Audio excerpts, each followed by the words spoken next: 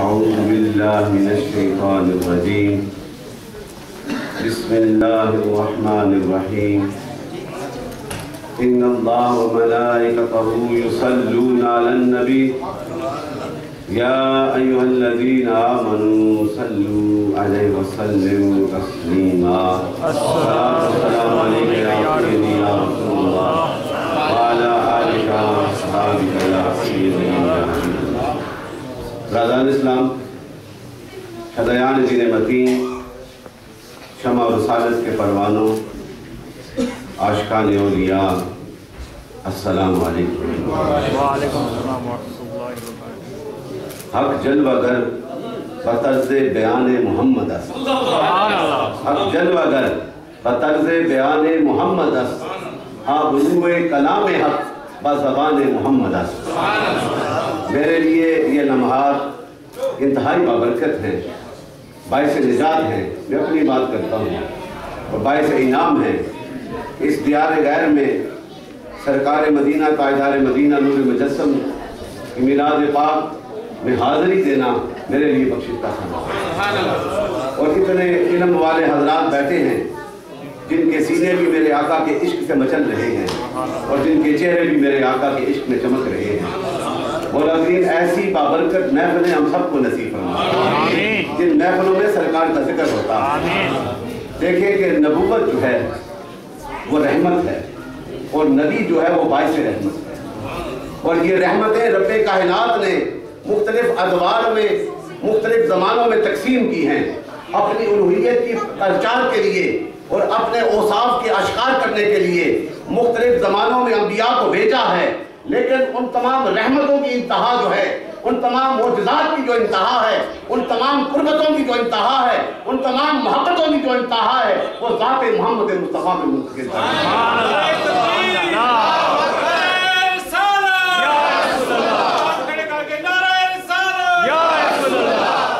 خارا کی چوٹیوں سے جو نور میرے آقا کے سینے میں جب آیا اور اس مکہ کی سرزمین میں میرے آقا نے جس طرف رخ کیا، جو بھی ان کے سامنے آیا اگر عقیدتوں سے آیا تو وہ صحابی رسول بن گیا. اور وہی اسی مکہ میں پھرنے والا طفیل اسی جو ہے اپنے کانوں میں ڈانٹے لگاتا ہے کہ کہیں مجھے محمد مصطفیٰ کی آواز نہ آ جائے، لیکن جب آواز آتی ہے تو اسی مکہ کی گلیوں میں میرے آقا کی ترانے گانے لگتے ہیں. کہ وہ آقا کا پیغام بھی اعلیٰ ہے، آقا کا نام بھی اعلیٰ ہے. میں تو اس طرح کہتا ہوں کہ یہ وہ نام ہے جو اول بھی ہے، جو آخر بھی ہے، جو ظاہر بھی ہے، جو باطن بھی ہے، جو عطا بھی ہے، جو وفا بھی ہے، جو شریعت بھی ہے، جو طریقت بھی ہے، جو ولایت بھی ہے، جو حقیقت بھی ہے، جو رعوت بھی ہے، جو رعیت بھی ہے.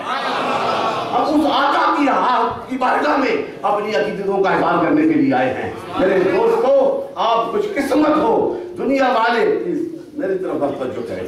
یہ دنیا والے جو ہے دنیا کی محفلیں سجانے والے ہوں گے، لیکن میرے نبی سے وفا کرنے والے 1400 سال پہلے بھی محفلیں سجاتے رہے اور آج بھی سجا رہے ہیں اور قیامت تک جب تک سورج چمکتا رہے گا نبی کے متوالے، نبی کے غلام نبی کی بارگاہ میں اپنی عقیدتوں کا اظہار کرتے رہے.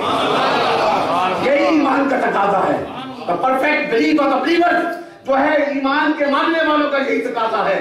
اور میں ایک ہی حدیث کوٹ کرنا چاہتا ہوں. For the youngsters, a man came to the Prophet ﷺ and said, when the day of the judgment will come, the Prophet ﷺ replied, have you prepared for it? He said, I do not have a lot of prayers, sacrifices and fasting, but I do love Allah and Muhammad. The Prophet ﷺ replied, on the day of judgment, you will be with those that you have loved. کہ ہمارا اٹھنا بھی نبی کی خاطر ہے، ہمارا بیٹھنا بھی نبی رحمت کی خاطر ہے. جب یہ ایمان کر کے آ کے بیٹھو گے، میرا ایمان ہے کملی والا گنبد خضرا سے نظر کرم فرما. یہی ایمان کا تقاضا ہے.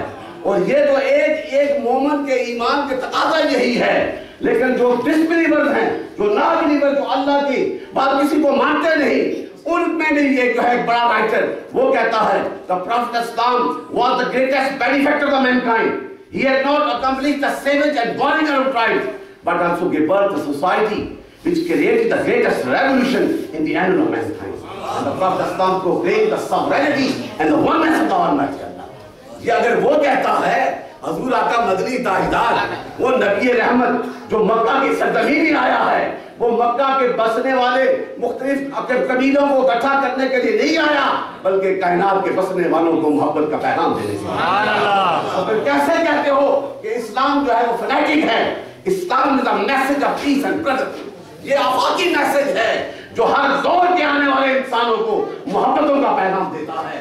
اور میرے آقا کو اس پاک سیرت کو دیکھو، glorious character of پاکستان، میرے آقا کو دیکھو کہ مکہ کی زندگی میں ایک ہی حوالہ دینا چاہتا ہوں۔ جب آقا مدنی تاجدار جاتے تو وہ بڑھیا جو ہے راستہ میں کانڈے بچھا دیتی، یہی کرتی تھی نا۔ میں صرف اس کا حوالہ اس لیے دے رہا ہوں کہ دیکھو وہ کتنا کامل میرا آقا وہ رحمتوں والا۔ آپ نے کبھی ہی never showed a sign of anger، کبھی آپ نے جو ہے چہرے پہ جو ہے غصہ نہیں لایا۔ اور پھر وہ جب بیمار ہوتی ہے تو کملی والا اس کے گھر چلے جاتے ہیں، اور اس کے گھر جب جاتے ہیں اور she was then found the seed of Prophet Islam، جو ہے ان کو دیکھ کر حیران ہو جاتی ہے کہ یہ جس کے راہ میں کانٹے بچھاتی ہوں، اسے تنگ کرتی ہوں، آج میں بیمار ہوں، میرا حال پوچھنے آ گیا۔ That is the highest morality of Prophet Islam۔ یہ میرے آقا کا کریکٹر کا کمال ہے۔ تو پھر کیوں نہ اس آقا کی، اگر اپنے سینوں کو منور کرنا چاہتے ہو، اپنے قبلوں کو درست کرنا چاہتے ہو، تو پھر ایک ہی راستہ ہے، وہ نبی رحمت کی غلامی کا راستہ ہے۔ جتنے دور مختلف وقتوں میں علماء حق آئے، انہوں نے یہی میسج دیا ہے کہ حضور سے وفا کی ہے، حضور کی آمد پہ خوشیوں کا اظہار کیا جائے، اور ایمان والے ہی ان کے چہرے چمکتے ہیں، وہی خوشیوں کا اظہار کرتے ہیں۔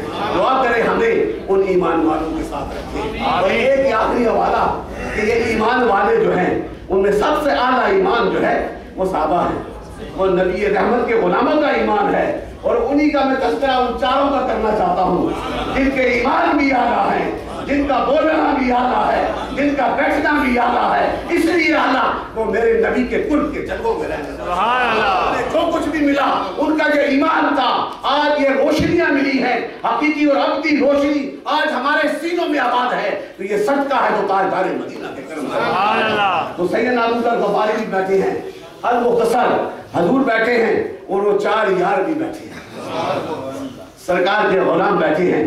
آپ نے اپنے نور والے ہاتھوں میں کنکریوں کو پکڑا اور توجہ کی تو وہ تسبیح کرنے لگ پڑی، اللہ کا ذکر کرنے لگ پڑی۔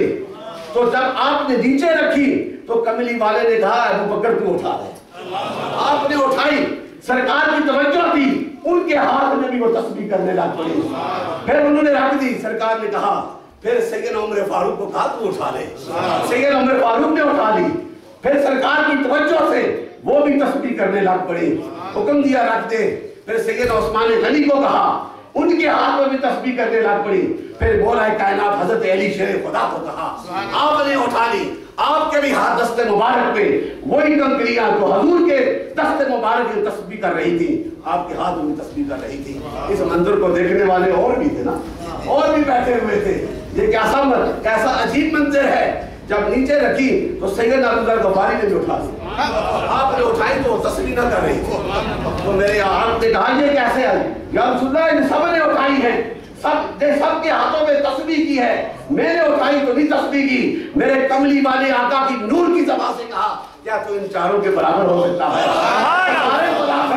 لیکن قربتوں کے لحاظ سے، فضیلتوں کے لحاظ سے، عشق و مستی کے لحاظ سے ہر ایک اپنا اپنا مقام ہے۔ اور پھر آج بھی جو میرے آقا کے ساتھ وفا کرے گا، خدا کی قسم میرا ایمان یہ کہتا ہے کہ ان کو بھی انعام ملا ہے، آج بھی کملی والا انعام دیتا ہے۔ اس لیے تو مراشد بنا ہے، اس لیے تو گول راشد بنا ہے، اس لیے تو بے راشد بنا ہے، اس لیے ملت کی سنجری میں انقلاب آیا ہے، اس لیے کہ ان کا بھی یہی ایمان ہے جو ایمان صحابہ کرام کا ایمان ہے، ان کے دل میں بھی یہ محبت ہے۔ اور تو میں تو اس انداز میں کہتا ہوں، میں اپنی مستی میں کہتا ہوں کہ یہ شمع جلتی ہے تو پروانہ دیوانہ وار ہوتے ہیں، وہ نہیں دیکھتا اس میں کتنی تپش ہے، وہ اس کا مقابلہ کرتا ہے، لیکن جو پروانہ جھک جاتا ہے وہ بقا کو پہنچ جاتا ہے، اور جو جھکتا ہے وہ ابو بکر صدیق بن جاتا ہے، جو جھکتا ہے وہ عمر فاروق بن جاتا ہے، جو جھکتا ہے وہ عثمان غنی بن جاتا ہے، جو جھکتا ہے علی شیر خدا بن جاتا ہے، جو جھکتا ہے